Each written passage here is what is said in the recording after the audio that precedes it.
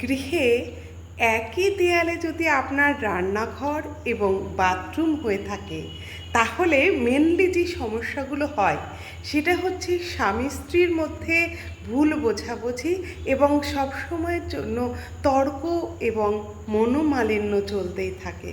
এবং ছোটোখাটো যে সমস্যা, দুজনের মধ্যে বন্ডিংয়ের সমস্যা, এটা কিন্তু দীর্ঘদিন ধরে চলতে থাকবে।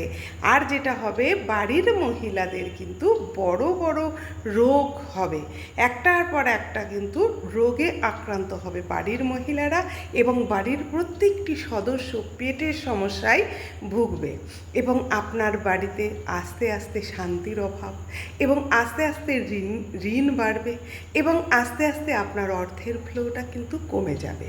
অর্থাৎ আপনার বাড়িতে যদি রান্নাঘর এবং টয়লেট একই দেয়ালে হয়, তাহলে কিন্তু তার যথাযথ প্রতিকার করা প্রয়োজন আছে, নইলে কিন্তু সুখ শান্তি আপনার ফ্যামিলিতে একটুও থাকবে না।